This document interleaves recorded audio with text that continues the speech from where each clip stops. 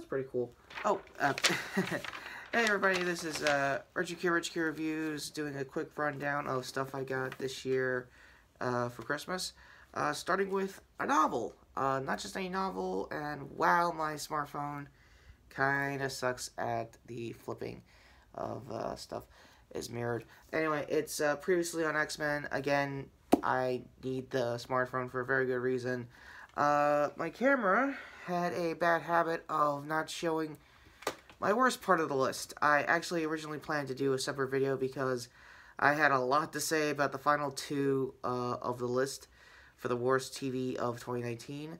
Hopefully next week or post New Year's, I'll get into the worst and best movies. I'll try to do a one-shot with the camera because that's the only thing it accepts is just doing this stuff in one shot, so I don't know. So, book was awesome. I have yet to read a couple of chapters, but yeah, it looks a great read, and I hope to, have an audio version of it someday. So yeah, new face mask, and will be very beneficial for Jason because I got a new figure. It's the Essentials, I think, not New 52. It's, I guess, the issues prior to, I guess, him doing the Mortal Kombat looking version of him this year. So, that figure will definitely be beneficial for the channel. When I get to the best list, because thankfully I split the best TV and the worst TV together, because again, there was a lot to say about the worst two, and we'll get to that in a minute. One of the best was Star Wars related, and thanks to family again, I have another Star Wars blaster. It is a rival Stormtrooper rifle, but for the uninitiated, I'm also new face mask also. I think I already mentioned that, but yeah, so this is basically a Helios reskin. It's not bad, it's pretty cool, so let's just get to the worst list before my phone says you can't do that either. So yeah, no honorable mentions, because again, I need to just really get this part out of the way before we get to the best TV that thankfully my camera wanted to keep, so good news there. Also, give me a like if you want me to keep the beard for another couple of weeks, because it's kind of growing on me. I'm trimming it just fine. I don't know. Could be just me. Alright, so, rounding off the top 5 is, well, I think I have to swap this next year, but, Watchmen 2019. Now, it's not bad just because you're on the 5th spot on the worst list means you have some potential, and Watchmen does have that. They got some potential that might help them out going forward. So yeah, there could be that. It's still, those first couple episodes didn't really give me a different, not different opinion, correct timeline thing. Again, it's also from the same showrunners that did The Leftovers. Didn't really watch it. I don't know. Who knows? It'll probably change for the better, but the last 2 episodes of that season did change it. Theoretically, not theoretically. Literally speaking, for some fans that are kind of new with the changes. Also, speaking of this recording, thankfully Doomsday Clock is done, and bet your ass I'm going to try my best to try to review that entire 12 long overdue issue series. That should have just been done in 1 year, but no, bi-monthly. What the fuck, DC? Oh yeah, I guess, since we're here talking DC related content, yeah, Jason and hopefully Damian, I'll try to voice for a Harley Quinn, for the show that came out. Real reason why I did it, occurred to, I think, one of my comic friends, Cape Joel. Yeah, he reviewed an episode where, Damian Wayne, was in it, and kinda convinced me, partial convinced. So, yeah. Fortunately, I'm not done with DC content with worst of the list. Batwoman is taking the 4th spot, which kind of sucks, but then again, it was kind of expected with CD. Wow, what's a CD? Sorry to my young subscribers.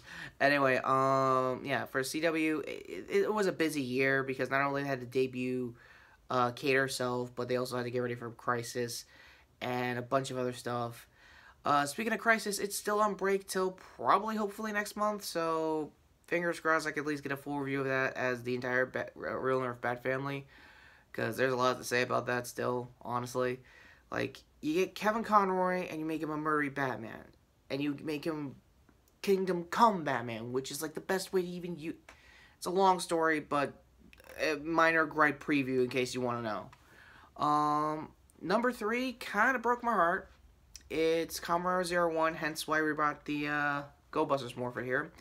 Keeping it vaguely with Toku-related content, because again, I'm sorry again for not doing 01 reviews, but hopefully either later today or sometime down the road this week, one of my work friends, who is a huge Kamen Rider fan just like me, will try to do a breakdown of 01 so far, and hopefully in my way get more, I'm just going to call them authorized keys, because I kind of forgot the official term.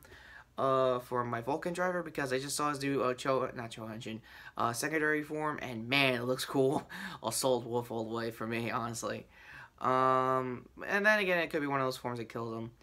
But before we get to the future, let's get to a little bit of the past. Zero Jino was an okay show at first. The only good news I can say about the main character himself, he's not decade bad, which we all kind of thought it was going to be. The only character I got behind was Gates, because he did a lot of ends justify the means. If anything else, he's probably the Toku equivalent of Cable in the XMen comics. So I guess there's another reason to plug this awesome book. It's really cool. It's called Previously on XMen. Has stuff to do related to the original animated series I grew up with. No Amazon link or anything like that. If you want to get it, get it. It's totally worth the read. So enough plugging about stuff that isn't, the crossover movie with him and Bill was a good saving grace. There was some good moments. It's just, I think John himself from, the Shades from RVT himself, kind of got blue-balled on some Deno, nostalgia bait, like, any actors coming back and stuff like that. The only actor I remember that they brought back from, Double was the Christmas hobo guy that nobody cared about. And again, a lot of timeline inconsistencies there. They did bring Legend Riders. They didn't do Legend Riders. Kuga didn't show up again. No, not even Joe or Giri Hella was willing to settle with Decade Kuga to finally be at peace with the multiverse they tried to make there during Decade's timeline. Long stories there. But yeah, it's I've already talked to death about the finale. Cards of that. Probably the first of many cards I'm going to be mentioning for the final 2 shows in the worst list. Starting off, Big Bang Theory, no, I wish it was. Not a big fan of the show, never was. Very happy that it's gone. Still need to wait for Young Sheldon to just end, which CW won't do. Not CW, CBS won't do, so maybe someday I'll have like a gigantic, if I ever revive Retro Writers podcast, we'll have like a obituary of why that show sucked ass, along with Young Sheldon. Again, long story there. No, the real number 2 is 13 Reasons Why, and probably why my camera really wanted me to shut the fuck up. Also, sorry for the swear words, but I have to establish to YouTube that I am not a kid's channel, so swear words are going to keep happening no matter what. So, at least that for Jason's content. Anyway, yeah, I've been silently watching the show, thinking I could make a big, series overview of how much this show sucks.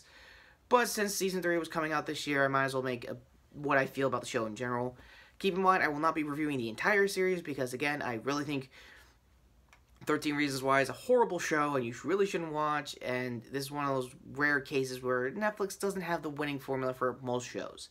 Also, it's Paramount's fault. Yeah, as much as everyone wants to rag on Netflix, it's really Paramount's decisions, and I think the author of the book, Jay Escher, who was the showrunner for Season 1 and did nothing else after that, they kind of, explored all the avenues they wanted to do for Season 1, and that's it. Again, for anyone who's feeling these feelings that you see throughout the series, please contact a therapist or a profession. I am none of those things. Just saying off the top, just from the bottom of my heart, I'm none of those things. But if you do feel these feelings, please go to a therapist. Please go to family. Please go to basically anyone. But if you learned it from the show, you're kind of an idiot. But I also understand why. Just no. Alright, enough talk. Let's get to Seasons 2 and 3. 2 is probably the craziest one. Card 2, pretty much, I think... Yeah, pretty much its entire, I hope that that's the 13 Reasons Why plans. If they do, I'll put it up there. If not, Season 2, and I'm going to give it another couple minutes to talk about Season 3. It was a crazy season, to be honest with you, because though the show sucks, it's really enjoyable when other people are watching it and are just basically just riffing off of it or shitting on it, knowing full well it sucks, because it is. I won't give away all the spoilers because there is some controversial scenes, mainly the 13th episode itself. Also, I don't have time for my mobile to put up with me, so I might as well get to season 3. Yeah, season 3 basically turns into Riverdale in like the worst way. Keep in mind, I do not watch every single melodrama CW show that is in the DC stuff. But yeah, season 3 had like a hard right turn into, can we try our best to be like Riverdale with a murder mystery? Which, even though they tried the same thing during the trial of Hannah Baker. Again, great character, only in season 1, just saying, but she was also weird because I think both in the book and in season 1 she had a series of like traps just to bring out tapes so that everyone could like listen to them being put on blast by her even though she committed suicide. That was the whole point of that for those first 2 seasons, justifying that, and I guess season 2 justifying the existence of season 1, I assume. For 3, their main antagonist, Bryce, is dead, and everyone's been trying to figure out who it is, because the entire cast really wants to kill the guy. It's not like a Murder on the Orient Express situation where, yes, everyone had a reason to kill this guy, but they all did it together. No, one guy did it. Sucks. Would have been hilarious if it was a Murder on the Orient Express situation, just saying. But yeah, the guy who really did it was the least likely, because he shot himself in the head 2 seasons back, had a cane during season 2, and now is a roid rage user. Yeah, it's kind of the big juxtaposition you see throughout the series. And going off of my Titans review, cards of that, it also had a weird camera issue, or I guess their idea of a VFX issue, of like changing like the aspect ratio along with the cinematography, like I was going on about in my Titan season 2 overall review. Yeah, when it was like really dark, that's kind of the present, and when it's like kind of bright, like my room right here, that's the present apparently. I don't know. Also, again, aspect ratio changes for that kind of perspective for the flashbacks. I guess to have a 2.5, what was kind of bright post trial for Bryce case. Yeah, he got 3 months probation, but went to Hillcrest, another school they were trying to like hype. I don't know if it was in the actual book itself. I'm not Jay Escher. I do share his name. I don't like the idea of it. Anyway, getting to the point, it was a weird season just in general. The strongest episodes was Zach himself. Right, Ross Butler, I think the guy that plays him, really is one of the like only like protagonist like kids that you kind of want to follow, other than Clay Jensen himself. Who, when I was starting to watch the show fresh, I thought of him as like a baby Liam Neeson kind of character, or like a guy that does ends justify the means thing. But now he's just a guy in the background who's kind of a dick.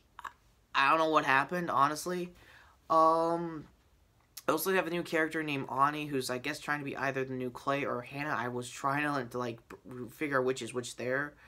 And when I mean, like, everyone had a reason to kill Bryce, even his parents wanted to kill him, because they had a divorce in between seasons 2 and 3.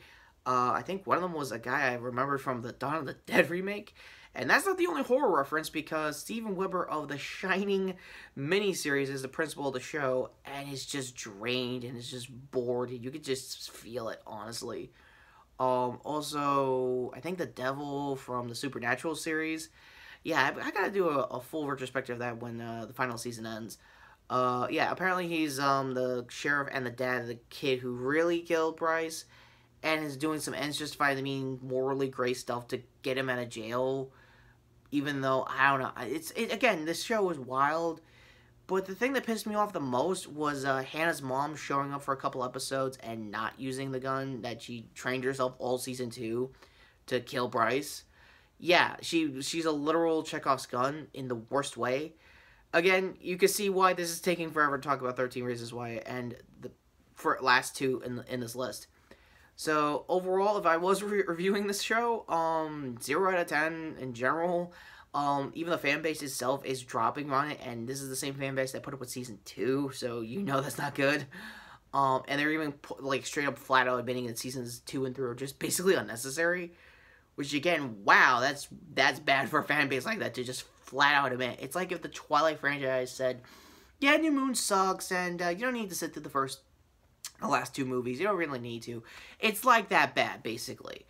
Now, transitioning to book hatred, back to the real reason I wanted to do this whole thing all over again, is my #1 worst show of the year. And in case you haven't noticed already, yeah, no duh, it's gonna be Game of Thrones Season 8. Now, full disclosure, my entire family and myself really did love the show when it was new.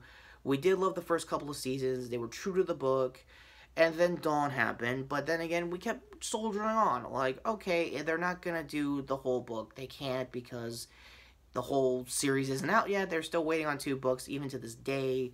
George R. R. Martin has been basically helping out show-running-wise in the back, gave some notes to how the final 2 books were going to play out, and D&D didn't listen because they wanted to fast-track to that Star Wars series. That's not going to happen. Oh, and that prequel series they're going to make that isn't happening because even though you got your Emmy, doesn't mean it was for this season. They probably earned it for the entire series, which is kind of bullshit, but again, there have been a lot of video essays that over-explained it, like former Channel Awesome employee Lindsay Ellis did her full retrospective of it, cards at that. And also, later on, I'm going to try to card to Unbridled Rage, because holy crap, he had a lot to say on just every single episode. He went, like, I think 2.5 hours on just the penultimate episode. Cards at that, by the way. My personal thoughts on the show: the first 2 episodes were great, and everyone can agree with, and myself included. They were very much earned, great moments. And then the long night happened, which at first, a couple of weeks, I wanted to defend it, and then I rewatched it again. I'm like, no, it's a bad battle. Putting it on, like, battles that came out post-season 4, I still think Battle of the Bastards is a great battle. It's a great send-off for the show's battles in general. But then the long night happened, and it's like, well, you couldn't top that, didn't you? It's a whole long story there, and again, I'm amazed my mobile went 16 minutes deep into this. So I'll close off saying, yeah, these are the worst seasons I've ever watched in 2019 in general for TV. Hopefully, I will say less, if I remember my camera correctly, when it comes to the best of the series. Also, no honorable mentions, because again, my mobile is probably going to tap out pretty soon. That being said, yeah, that's TV in 2019. I have a yearly tradition of saying my real name, but given the length of my video, we're going to keep some mysteries today. Sorry for that, guys. Anyway, so the newly 6-inch Jason here to sub to the channel, and the newly, I hope to use somehow for Mandalorian Season 2. Yeah, saw the season finale of that. Keep in mind, the best list will have it. I won't spoil where. I did not, however, mention the season finale because I just watched it the other night. So, again, Star Wars Blaster here to sub to the channel and see my previous video, which I believe was talking about the prequel, since we're talking about Star Wars-related content. Again, I have yet to see Rise of the Skywalker, so if you are going to be in the comments talking about the worst of the list, please do not use any references to Episode 9 yet. Until I see it, probably later this week, I'll make sure about it. So that being said, take care, subscribe. This is Retrokid Reviews. Finally, hopefully, fingers crossed, done with another year of worst TV of 2019. So that being said, take care, subscribe, and yeah, I gotta do some Beast Morphers reviews. These shows suck, man.